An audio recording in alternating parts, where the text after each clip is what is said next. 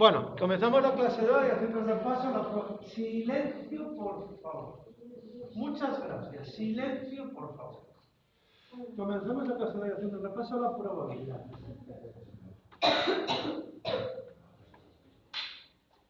Vamos. Bien, ¿qué es la probabilidad? La probabilidad decía Laplace que era el sentido común reducido al cálculo. Y decía, creo que era gente Poincaré, que era un grado de nuestro desconocimiento. La probabilidad como tal es una parte de la matemática que nació gracias a los juegos de azar. Os comenté que los primeros registros de estudio de la probabilidad, tal y como hoy nosotros la conocemos, se deben principalmente a Cardano y Tartaglia. Hacia más o menos 1560, ¿vale? Hacia 1560, más o menos. Más o menos. Bien. ¿Qué hicieron estos? Pues resolver problemas de si tengo que parar la clase, me voy a enfadar. Y si me voy a enfadar, van a ir males cosas. Bien, decía, perdón el resto, que en 1560 son los primeros indicios donde la probabilidad tiene sus orígenes. Más tarde, a Galileo Galilei le preguntaron que resolviese el problema del lanzamiento de dos dados. Esto fue, y lo resolvió hacia 1650 más o menos. Pero ya que la obra en la que él lo escribió fue una obra en la que fue un añadido a otra que había publicado y entonces estaba provista en el primer capítulo y se encontró hacia 1700 ese libro. Los orígenes de la probabilidad, tal como se expresa o como se escribe en muchos libros, se deben principalmente a dos matemáticos, Pascal y Fermat. Al parecer, hubo un noble de 1660 más o menos, un noble que se llamaba Amandou, que después pasó a llamarse el Caballero de Meray, que le hizo a Pascal una serie de preguntas relacionadas con el lanzamiento de dados, extracción de cartas, juegos de naipes, etcétera, etcétera, porque hacia mediados de 1600 en Francia estaba muy bien visto jugar y apostar. Entonces, claro, la gente jugaba y apostaba muchas cantidades, y entonces este tío dijo, bueno, a ver si hay alguna forma de matematizar esto. Entonces Pascal empezó a resolver todos esos problemas y Pierre de Fermat estaba interesado también en esa nueva rama de la matemática y se empezaron a establecer correspondencia entre Pascal y Fermat. Por suerte para nosotros, un físico holandés, Huygens,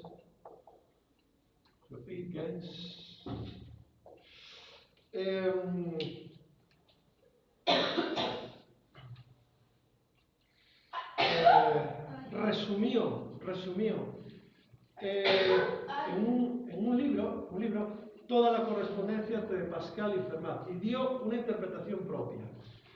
Por suerte para nosotros, Huygens, pues prácticamente en ese libro pues empezó a hablar de la regularidad, equiprobabilidad, empezó a introducir todos estos conceptos que después más tarde fueron pues elementos básicos de la probabilidad, tal como hoy en día la conocemos. Aquí estamos hablando de finales de 1600, principios de 1700. La obra de Huygens, creo que, a ver, no me acuerdo ahora cómo se titula, no me acuerdo lo mismo cómo se titula, la obra de Huygens, pero que recoge toda la correspondencia entre Pascal y Fermat. La probabilidad, como hoy en día la conocemos, como la fórmula de Laplace, que es número de casos favorables dividido el número de casos posibles. Esta fórmula ya fue introducida un poco antes que Laplace por dos matemáticos que fueron Bernoulli y de Moivre. Bernoulli hizo una obra muy importante en 4 tomos, quiero recordar, que se llamaba Ars Conjecturanti. Esto creo que es una obra maestra, Esta creo que es una obra maestra, porque en los 2 primeros capítulos analiza toda la correspondencia entre Pascal y Fermat, mejora las aportaciones de Huygens, y por lo visto en el tomo 4 es donde introduce lo que después se conocía como la ley de los grandes números, que ya les hablaré cuando veamos estadística inferencial. Y de Moivre escribe una obra que, por así decir, es el colofón a todo, que se titula, si no me falla la memoria, Philosophical Transactions. Philosophical Transactions. Creo que es en 1713, y esta digamos que es la fundamentación teórico-matemática de la probabilidad, de la que después se aprovechó Laplace, que el Simón de Laplace, para establecer la fórmula que hoy nosotros todos conocemos, ¿vale? Antoine de Moivre escribió, por lo visto, este libro cuando estaba exiliado en Inglaterra, ¿vale? Por lo visto era de nacionalidad italiana, pero tuvo que exiliarse en Inglaterra. Después llegó Laplace, que bueno, mejoró todo esto, y creo que la obra de Laplace es de más o menos 1770, si no me falla la memoria. Se titula Teoría de Desprobabilidades, creo que está en francés escrita, Teoría de Desprobabilidades, y es una obra fantástica porque engloba todo el saber de la probabilidad del momento. Después de esta obra pues estudiaron Gauss, también hizo aportaciones, por esto Euler, creo, si no me falla la memoria. Bien. Entonces, con esta formulina, que por lo visto Laplace aplicaba a discreción de casos favorables debido al número de casos posibles, hacia finales de 1800, hacia finales de 1880 más o menos, los matemáticos empezaron a hacerse preguntas sobre, como es que yo he enunciado en el pasado, cuál es la probabilidad de en la recta real sacar números naturales, por ejemplo, o cuál es la probabilidad de en el intervalo 0-10 sacar un número natural. Entonces, claro, si hacéis número de casos favorables partido del número de casos posibles, si estáis trabajando con números reales, tenéis evidentemente infinitos. ¿Vas a matarme? ¿Vas a matarme? Bueno, vas a salir en el vídeo. ¿Qué vídeo? ¿Qué estoy haciendo? Mira. Están todos. Voy a hacer. Vale, Vale. pero yo no te lo hago, perdón,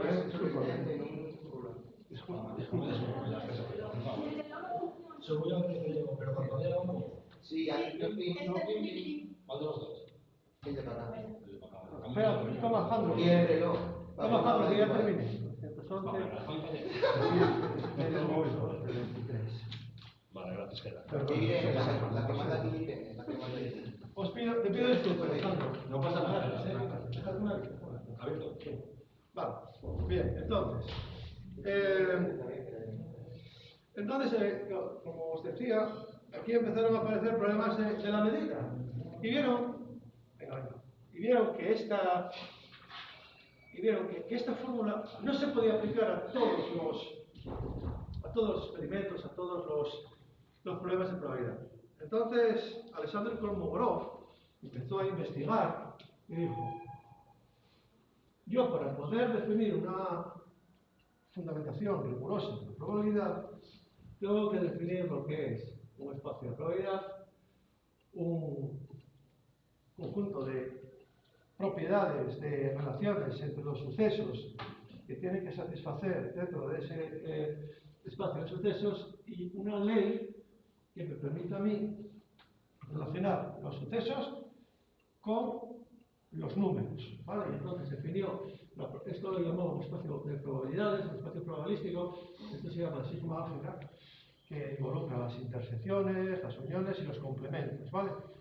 Y entonces tenemos una probabilidad de una función que iba del espacio de sucesos en el intervalo 0,1, por lo tanto era una medida un poco especial, y que satisfacía tres axiomas, o debería satisfacer tres axiomas.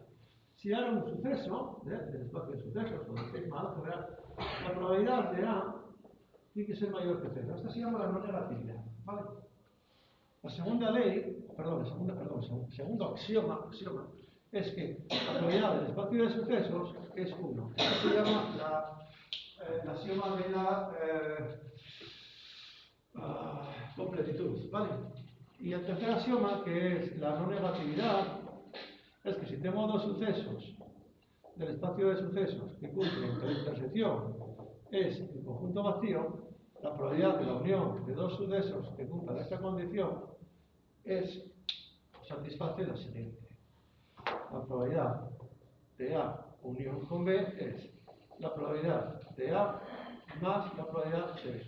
Esta se llama la propiedad aditiva o sigma aditiva o sigma finita aditiva, también se llama, ¿vale? Con estos tres axiomas yo puedo, cualquier medida o cualquier función que tenga este tipo y satisfaga estos tres axiomas es una ley de probabilidad.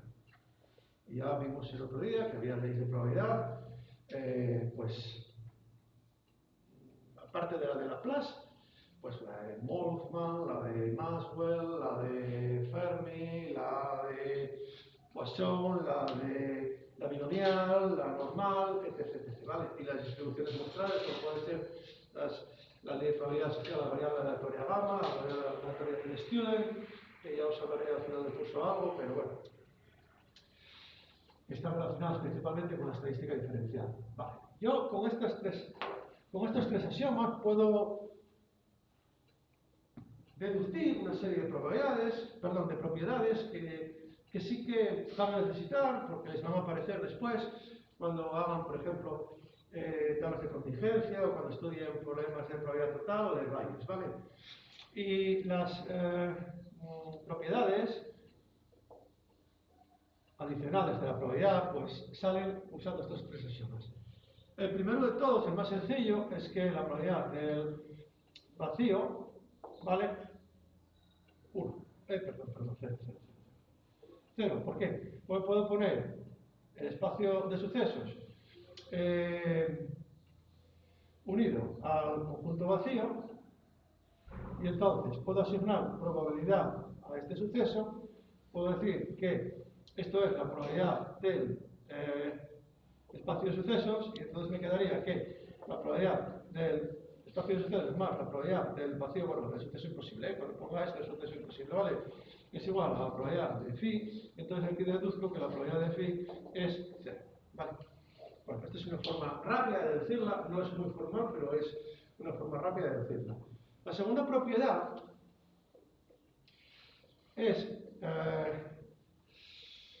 que, por ejemplo, si tengo un conjunto A y lo uno al conjunto complementario, esto yo sé que me da el espacio de sucesos, ¿no? Por lo tanto, si aplico probabilidades, la probabilidad de A, vamos a poner el dibujín por aquí, aquí tengo el espacio de sucesos, aquí tengo A, y esto de aquí es el complementario, ¿no? Por lo tanto, son uniones disjuntas. Acuérdense que siempre tenemos que buscar, si podemos, uniones disjuntas. Por lo tanto, la probabilidad de A unión con el complementario es la probabilidad del espacio de sucesos. Ahora aplico esta ley, y me quedaría la probabilidad de A más la probabilidad de A complementario. Esto es igual a 1, por lo tanto despejo y encuentro que la probabilidad, no sé si se ve, voy a ponerlo aquí arriba, creo que aquí se va a ver. Así que deduzco que la probabilidad de A complementario es 1 menos la probabilidad de A, ¿vale? Otra propiedad importante que podemos deducir de estos tres axiomas es la siguiente. Joder, qué bien borra esto. Vaya bien que borra esto. No borra, ¿así siempre de mal? Oye, hoy. Sí, pues va a ser el rotulador, ¿no? Vale, la siguiente propiedad que voy a demostraros es la siguiente. la C, por ejemplo. Estoy hablando de memoria, ¿eh? Los libros suelen ir en orden de nivel de dificultad, ¿vale? Sí. Si tengo un espacio de sucesos que A está contenido en B, o sea, A contenido en B, entonces se deduce de aquí que la probabilidad de A es menor o igual que la probabilidad de B, ¿vale? Bien, ¿cómo se hace esto? Pues esto se hace muy fácil, bien. Cojo este dibujo, esto es A y esto de aquí es todo B menos A, ¿no? Esto es B menos A. Por lo tanto, yo puedo decir que B lo puedo poner como la unión disjunta de A y B menos A, ¿vale? Si aplico probabilidades a esto, la probabilidad de B es igual que la probabilidad de A, y como es una unión disjunta, aplico a este axioma más la probabilidad de B menos A. Y ahora aplico este axioma de aquí, como esto tiene que ser mayor que 0 y este tiene que ser mayor que 0, deduzco que la probabilidad de A siempre va a ser menor o igual que la probabilidad de B, ¿vale? O sea, si esto vale, por ejemplo, 0,6, esto tiene que valer 0,5 y esto tiene que valer 0,1, ¿vale? Bueno, ¿lo veis, no? ¿Sí o no? Por esta vez aquí, ¿eh? Y yo creo que la última que voy a hablar de ella otra vez, vale, CD, es la siguiente, que sería enunciar esta cuando tenemos esta figura. Cuando tenemos esa figura, si esto es A y esto es B, esto de aquí es esta intersección, por lo tanto, esto es A, esto es B, aquí A, intersección con B, es distinto del vacío. Y entonces esta ley la podemos reescribir de la siguiente manera. La probabilidad de A unión con B, ojo que esta sale mucho en los ejercicios, y en los problemas de lavado suelen cascaros alguno en los que hay que aplicar esta. Es la probabilidad de A más la probabilidad de B menos la probabilidad de A intersección B. Y vamos a demostrar esto. Yo esta es la que siempre tengo que pensar. Porque como nunca... A ver, entonces, si cojo esto de aquí... A ver. El truco está en coger todo esto, que es la intersección, ¿no? Esto de aquí es A, ¿vale?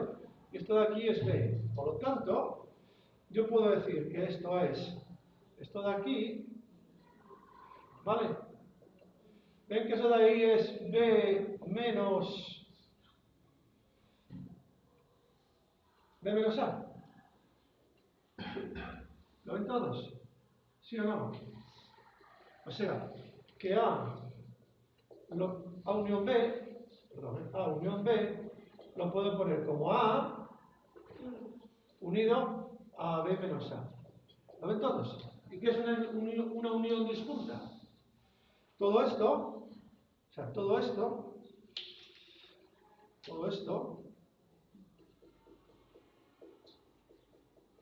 unido al azul es esta expresión, ¿vale? Y ahora, claro, ¿qué es B menos A? O sea, B yo lo puedo poner, lo puedo poner B. Voy a poner esto aquí.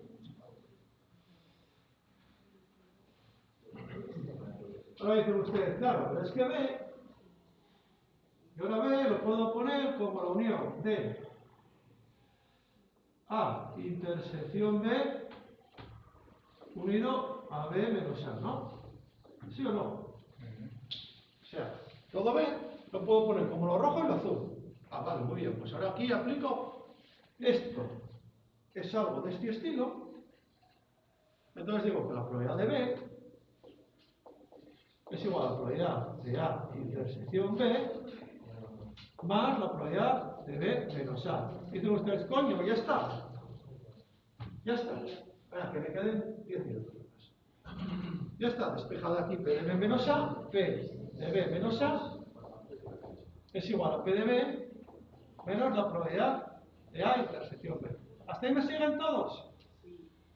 ¿Sí o no? Y ahora, aplico que la probabilidad de A unión B es la probabilidad de A más la probabilidad de B menos A.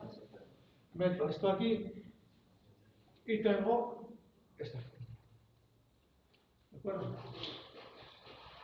Hay un par de fórmulas más, hay una que se llama la desigualdad de Monferroni, creo que se llama. Después está la desigualdad de Boole, pero no se suele explicar en el bachillerato, ¿vale?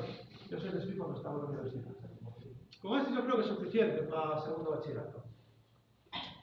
El problema está cuando me dan una situación de este estilo.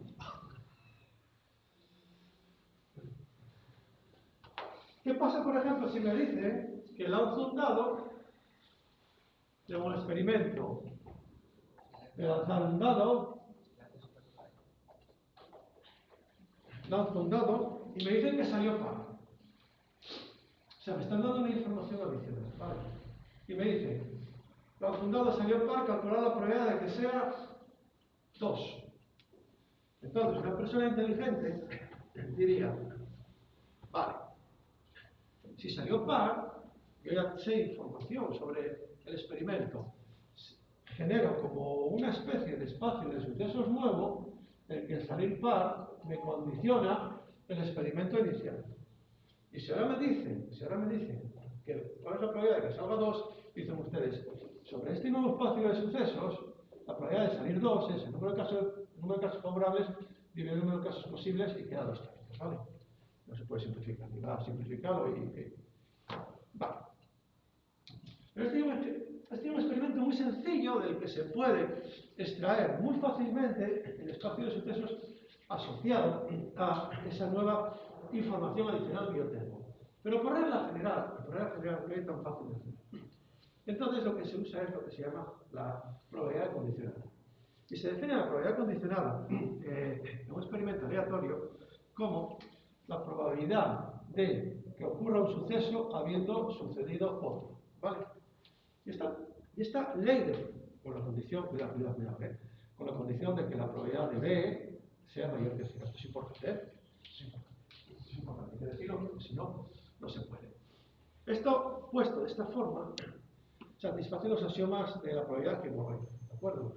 Y es una ley de probabilidad válida, que cumple la axioma 1, la axioma 2 y la axioma 3. Y por definición, la probabilidad de que ocurra A habiendo sucedido B se define como abajo la probabilidad de B y arriba la probabilidad de la intersección de los sucesos. Dirán ustedes, o sea, pues esa fórmula y universal tiene que servirme para el experimento de lanzamiento del dado, por supuesto.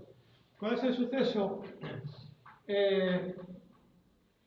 A ver, si me pide salir 2 y ser par, evidentemente este de aquí a intersección B, mi problema sería 2, ¿no? 2, sí, 2, ¿de acuerdo? ¿Cuál es la probabilidad de salir par? La probabilidad de salir par es 2, 4, 6. En mi espacio probabilístico inicial sería un sexto dividido de 3 sextos, esto operáis, y, perdón, esto es 1, disculpen, esto es 1, esto es un tercio, disculpen, es un tercio. Me pido la pata, esto es un tercio, 1 de 3. Me di cuenta ahora al hacerlo. Esto sale justamente un tercio, ¿vale? Que es lo que tiene que salir. Vale, disculpen, me pido la pata. Puse 2 porque tenéis salir 2, pero porque me fue la olla. Esto es 1 de 3, ¿vale? Y si lo hacen usando la ley de la probabilidad condicionada, pues le sale un tercio, que es lo que tiene que salir. Y esto es lo que vamos a aplicar de forma continua cuando veamos las tablas de contingencia. Pero para poder resolver de forma adecuada las tablas de contingencia necesitamos otra ley más, que se llama ley de la probabilidad total. Y la ley de la probabilidad total, yo siempre, como ya adelanté en su día, y como ya les adelanté el año pasado, yo la estudié de esta manera y nunca se me olvidó, por suerte. Cojo un espacio probabilístico, lo rompo en lo que se llama un sistema completo de sucesos. Yo los libros que manejo lo llaman H sub I, H sub 1, H sub 2, H sub 1, H sub 2, puntos suspensivos, H sub n, ¿vale? Y aquí meto un suceso, me está molestando un pequeño murmullo, ¿vale? Así que les agradecería que se callasen, ¿eh? Entonces yo puedo decir que esto es B, ¿de acuerdo? Y cumple las siguientes condiciones. Y es que la unión de los H sub I me da el espacio de sucesos y H sub I intersección con H sub J es el vacío. Como ven, no tiene nada en común, ¿de acuerdo? Entonces, me piden la probabilidad de B. Me piden cómo puedo encontrar con esa información que tengo la probabilidad de B. Entonces dicen ustedes, vale, muy bien. Yo parto y digo que B intersección con el espacio de sucesos es B, ¿no? ¿Sí o no? Vale, muy bien. Y ahora, B es esto unido a esto, unido a esto, unido a esto, unido a esto, unido a esto y unido a esto, ¿vale? ¿Sí o no? Y eso que acabo de poner sería B intersección con H sub 1, unión con B intersección con H sub 2, unión, puntos suspensivos, unión B intersección con H sub N, ¿vale? Además, en este problema tienen, perdón, en este tipo de ejercicios tienen que darme la probabilidad de que ocurra H sub I, es importantísimo, ¿eh? Es importantísimo, tienen que darme esa probabilidad. Y además tiene que ser mayor que 0, digamos lo que ocurra. Vale, entonces, en una situación de este estilo, si yo aplico probabilidades, esto me quedaría que la probabilidad de B, como son uniones disjuntas, sería la probabilidad de que ocurra B intersección con H sub 1, más la probabilidad de que ocurra B intersección con H sub 2, más los productos suspensivos, más la probabilidad de que ocurra B intersección H sub S, ¿vale? Bien, y ahora dicen ustedes, claro, pero es que yo conociendo esto, yo voy a poder aquí aplicar la ley de la probabilidad condicionada y me quedaría que esto es la probabilidad de que H sub 1 por la probabilidad de que ocurra B habiendo sucedido H sub 1, más la probabilidad de que ocurra H sub 2 por la probabilidad de que ocurra B habiendo sucedido H sub 2, más puntos suspensivos, más probabilidad de que ocurra probabilidad de que ocurra H sub N por la probabilidad de que ocurra B por la probabilidad de que ocurra B habiendo sucedido H sub N, ¿vale? Y esto se suele probar de la siguiente manera. Si yo probar un sumatorio desde I igual a 1 hasta N de la probabilidad de H sub I por la probabilidad de que ocurra B habiendo sucedido H sub I. ¿Vale? Esto se llama la ley de la probabilidad total.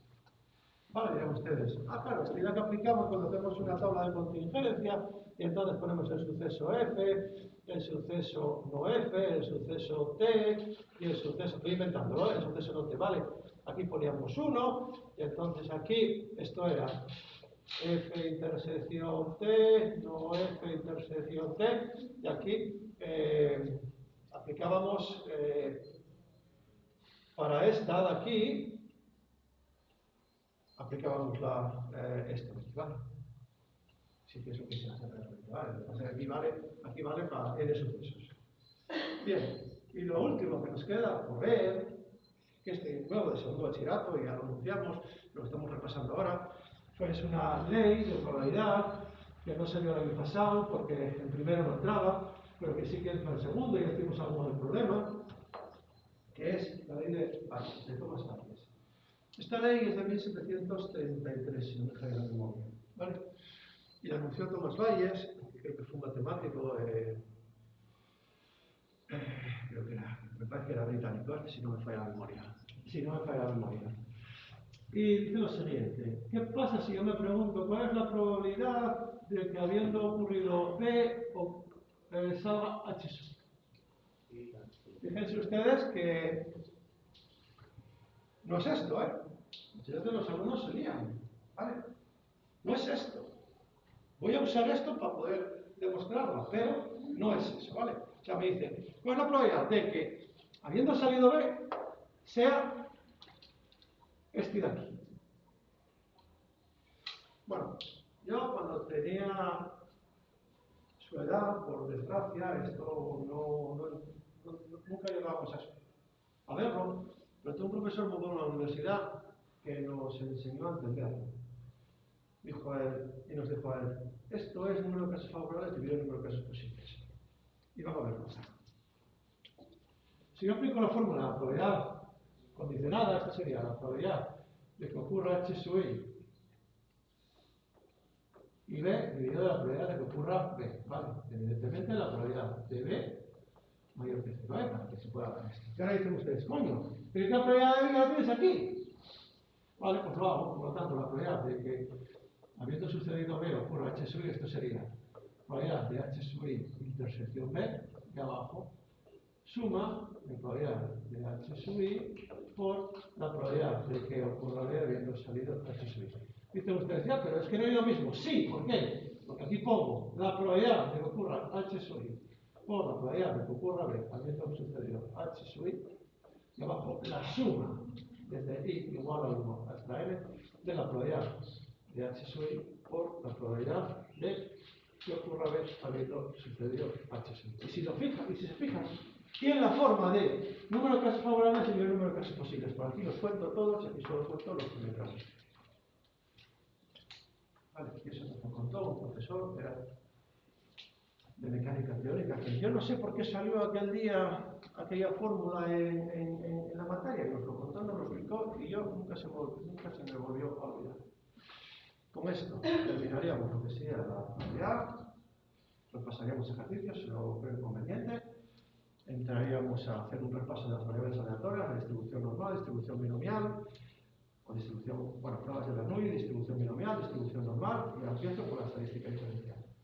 No voy a dar más clase por hoy, espero que lo pasen bien en Oviedo, espero que aprendan mucho, espero que les sea útil, y por favor, intenten asimilar como esponjitas todo lo que puedan de esta charla, dígame. Voy a pagar ahora aquí y entonces negociamos eso, ¿vale?